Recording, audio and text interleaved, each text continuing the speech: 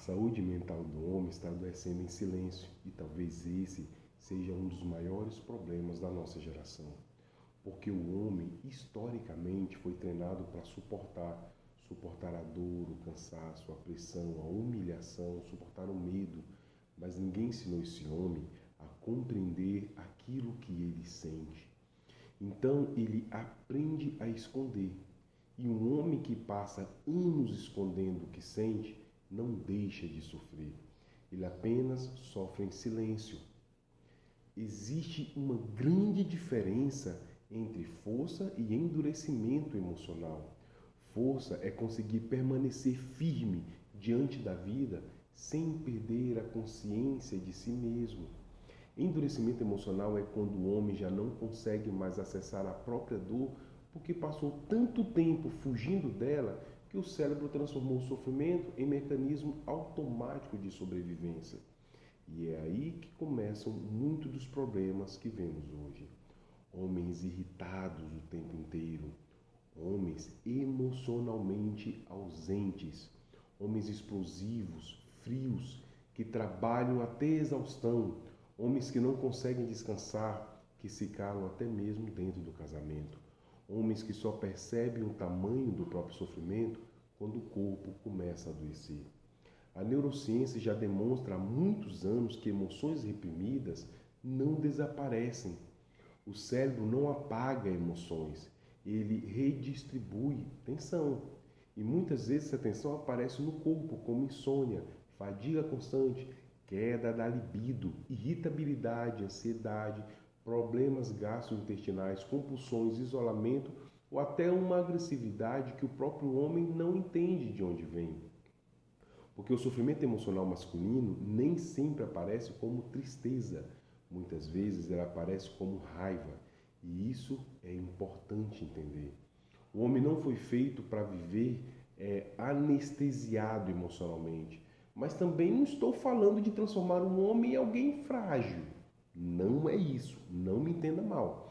Existe uma diferença enorme entre sensibilidade e falta de firmeza.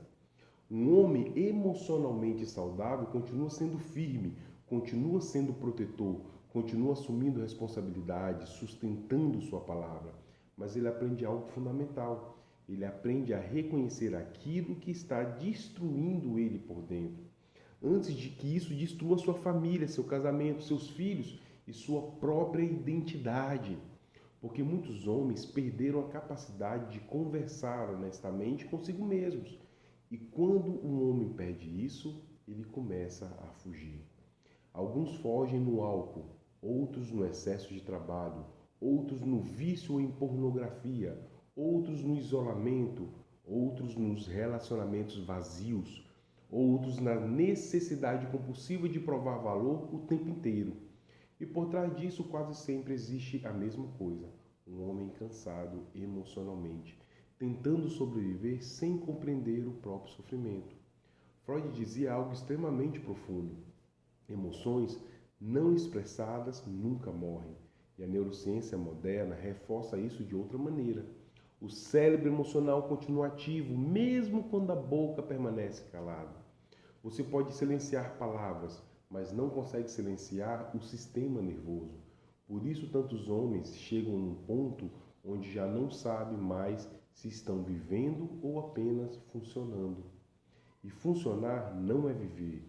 O homem saudável emocionalmente não é aquele que nunca sofre, é aquele que consegue olhar para a própria dor sem destruir nela, sem se destruir. É o homem que aprende maturidade emocional, que entende que pedir ajuda não diminui a sua masculinidade, que terapia não destrói força, que autoconsciência não enfraquece ninguém. Pelo contrário, o homem mais perigoso para si mesmo é justamente aquele que acredita que não precisa olhar para dentro.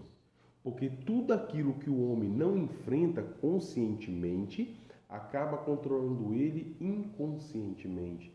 E talvez esteja na hora de muitos homens entenderem algo importante.